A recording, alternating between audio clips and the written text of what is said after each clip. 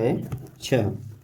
वर्णन कीजिए कि दाईं तरफ दी गई आकृतियाँ किस प्रकार एक समान हैं, किस प्रकार एक दूसरे से भिन्न हैं, किस डिब्बे का पार्श्व पृष्ठीय क्षेत्रफल अधिक है। तो इसमें अगर हम समानता पहले देखें, समानता अगर देखेंगे तो ये एक घनाकार है क्योंकि इसकी तीनों भुजाएं बराबर हैं, और ये एक बेलनाकार है जिसमें आधार का व्यास 7 सेंटीमीटर और ऊंचाई 7 सेंटीमीटर। तो एक ये देख सकते हैं ऊंचाई इसमें भी 7 है, ऊंचाई इसमें भी 7 है। तो क्या समानता है? ऊंचाई समान है, ऊंचाई समान है। फिर इसके बाद अब इसमें भिन्नता भी बताना है। भिन्नता में यह एक बेलन है और यह एक क्या है? घन है। तो भिन्नता इसमें एक बेलन है, दूसरा घन है। अब इसके पृष्ठीय क्षेत्रफल में भी भिन्नता हो सकती है, तो वो हम ज्ञात करेंगे पहले। तो पहले बेलन का जो पार्श्व पृष्ठीय क्षेत्रफल इसी को बोलते हैं वक्र पृष्ठ। तो ये होता है 2πr/h। अब तो 2 और गुने में 22/7 गुने r। अगर यहाँ से व्यास बराबर 7 सेंटीमीटर है, व्यास 7 सेंटीमीटर है तो त्रिज्या आधी हो जाएगी 7/2 और गुने ऊंचाई 7 है। 7 से 7, 2 से 2, 7 दूना 14 आ जाएगा 154 वर्ग सेंटीमीटर। बेलन का वक्र पृष्ठ आया। फिर अब घन का पार्श्व पृष्ठीय क्षेत्रफल, इसका भी ज्ञात करेंगे। पार्श्व पृष्ठीय क्षेत्रफल इसका मतलब है कि केवल हम चारों दीवारों का क्षेत्रफल इसके साइड में जो हैं, तो ये होता है 4a²। पहले ये सभी लिखवा दिए हैं फार्मूले। तो 4 और इसकी भुजा है 7 सेंटीमीटर, तो 4 गुने 7 गुने 7 मतलब 4 गुने 49 हर जगह वर्ग सेंटीमीटर। गुना करेंगे 4 नहीं 36, 4 चौक 16 3 19, तो आ गया 4 नहीं 36, 4 चौक 16 3 19, 196 वर्ग सेंटीमीटर। तो इसमें भिन्नता एक ये भी है कि घन का पार्श्व पृष्ठीय क्षेत्रफल अधिक है। इसके बाद नेक्स्ट क्वेश्चन में 7 सेंटीमीटर त्रिज्या और 3 मीटर ऊंचाई वाला एक बंद बेलनाकार टैंक है। अब एक ये टैंक है 7 मीटर, ये ऐसे टैंक है। अब जिसमें इसकी ये त्रिज्या दी है 7 मीटर और इसकी ऊंचाई 3 मीटर।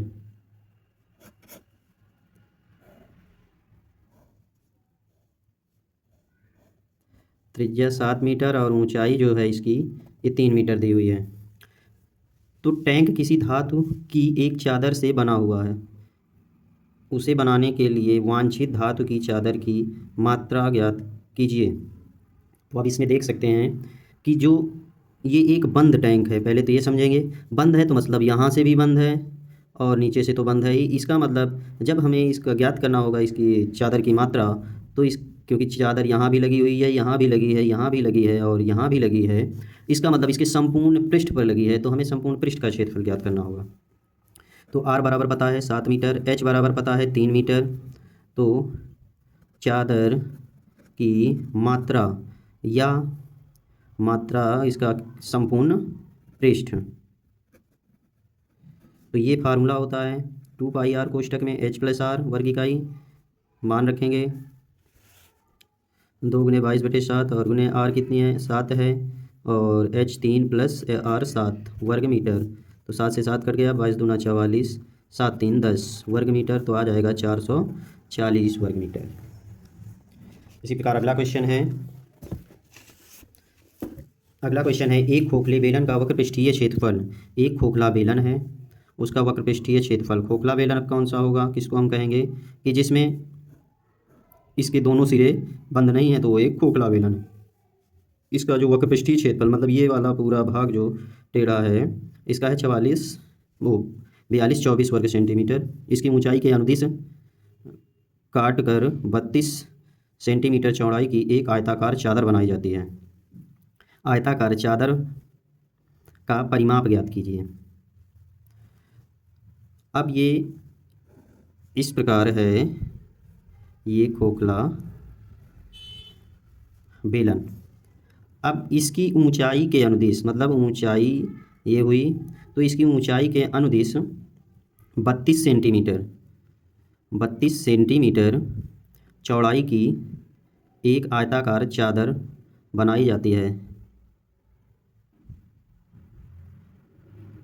तो पहले बेलन का वक्रपृष्ठीय क्षेत्रफल, बेलन का वक्रपृष्ठीय क्षेत्रफल ये बराबर हमें दिया है 4224 वर्ग सेंटीमीटर। तो अब इसकी ऊंचाई के अनुदिश 32 सेंटीमीटर चौड़ाई की एक आयताकार चादर बनाई गई। तो 32 सेंटीमीटर चौड़ाई, अब हम इससे क्या कर लेते हैं, काट लेते हैं जैसे, तो इसको पूरा फिर ये क्या हो जाएगा, फैल जाएगा। तो जब फैलेगा तो ये एक ऐसे आयताकार आकृति बन जाएगी जिसकी ये चौड़ाई तो 32 सेंटीमीटर है, लेकिन ये हमें नहीं पता है इसकी लंबाई, क्योंकि इसके जो बाहरी पृष्ठ है इसी को काट कर बनाई गई है। इसका मतलब जितना इसका वक्रपृष्ठीय क्षेत्रफल होगा उतना इसका भी होना चाहिए। अब ये आयताकार रूप में हो गई है, तो L इंटू बी बराबर, बी का मतलब 32 आयताकार आयत का हम यहाँ क्षेत्रफल का फार्मूला लगा देंगे, आ जाएगा 4224। तो L बराबर 4224 और बटे में 32 सेंटीमीटर। तो अब हमको इसको काटना है, 8 से काट देते हैं 4 बार में, 8 पंच 40, 8 दूना 16, 6 8 8 64, 4 से काट, 4 एक कम 4, 4 तिया 12, 4 दूना 8। तो L बराबर 132 सेंटीमीटर। अब ये आयताकार जो चादर बनाई गई थी तो उसका हमें परिमाप चाहिए। तो आयताकार चादर का परिमाप ये बराबर वही फार्मूला, 2 कोष्टक में L प्लस बी, तो 2 कोष्टक में 132 प्लस 32, 2 गुने में 164 सेंटीमीटर। तो आ जाएगा 2 चौक 8, 2 8 16, 2 चौक 8, 2 6 12 और 2 एक कम 2 1 3, इतने सेंटीमीटर। अब यहाँ जो है ये चादर का क्षेत्रफल, अब ये इसके वक्रपृष्ठीय क्षेत्रफल के बराबर हो जाएगा, तभी ये फार्मूला लंबाई गुने चौड़ाई का लगा हुआ है। इसके आगे देखते हैं अब क्वेश्चन नंबर 9 है, किसी सड़क को समतल करने के लिए एक सड़क रोलर को सड़क के ऊपर एक बार घूमने के लिए 750 चक्कर लगाने पड़ते हैं। समतल करने में किसी रोलर को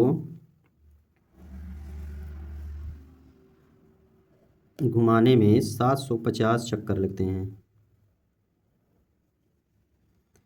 यदि सड़क रोलर का व्यास 84, इसका ये व्यास जो है ये 84 सेंटीमीटर है, तो व्यास अगर है 84 सेंटीमीटर तो त्रिज्या व्यास की आधी होती है, तो 84 बटे 2 सेंटीमीटर मतलब हो जाएगा 42 सेंटीमीटर। और लंबाई 1 मीटर, और इसकी जो ये लंबाई है ये 1 मीटर है। 1 मीटर इसका मतलब h बराबर ऊंचाई बराबर 1 मीटर, 1 मीटर या एक ही राशि में चेंज करेंगे तो 100 सेंटीमीटर। तो सड़क का हमें क्षेत्रफल ज्ञात करना है, तो पहले हमें 750 चक्कर लगाने हैं, तो पहले हमें एक चक्कर का क्षेत्रफल पता होना चाहिए। एक चक्कर का क्षेत्रफल का मतलब कि अगर हम इसको, जब एक चक्कर पूरा होगा, अगर यहाँ से ये शुरू किया तो यही भाग फिर से आना चाहिए आगे, तब जाके एक चक्कर पूरा होता है। अब ये एक चक्कर कैसे पूरा होगा, जब ये अपने ही वक्र पृष्ठ में घूमेगा, जैसे ये है बेलनाकार है, अगर ये ऐसे है तो इस तरह जब जाएगा तब ये कहीं पूरा यहाँ से यहाँ तक जाने में तब ये पूरा अपना एक चक्कर घूम पाता है। तो ये अपने वक्र पृष्ठ में घूमता है, तो हमें इसके वक्र पृष्ठ का क्षेत्रफल चाहिए। तो रोलर का वक्र पृष्ठ, इसका फार्मूला होता है 2πr/h, तो 2 गुणे 22 बटे 7 गुणे r है 42, h है 100, इतने वर्ग सेंटीमीटर। तो काट देंगे, 6 बार में कट जाएगा, 6 दूना 12 दूना 24 और 12 दूना 24 और 2 26, इतने वर्ग सेंटीमीटर आया। ये आया एक चक्कर का क्षेत्रफल। तो हमें अगर सड़क का क्षेत्रफल ज्ञात करना है तो उसमें लगते हैं 750 चक्कर, तो हमें 750 चक्कर का क्षेत्रफल ज्ञात करना है फिर। तो सड़क का क्षेत्रफल बराबर हो जाएगा 750 गुने एक चक्कर में जितना घूमा वो क्षेत्रफल। अब गुना कर लेंगे, दो एक तीन, तीन जीरो तो रहेंगे ही, और 264 और 75 का गुना कर लेते हैं। 264 और 75 का गुना,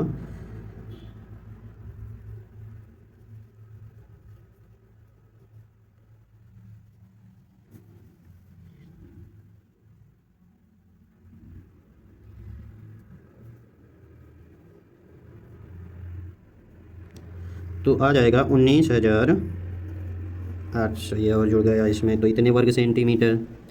अगर इसको हमको मीटर में ज्ञात करना है तो इसमें हमको 10,000 से भाग देना होगा।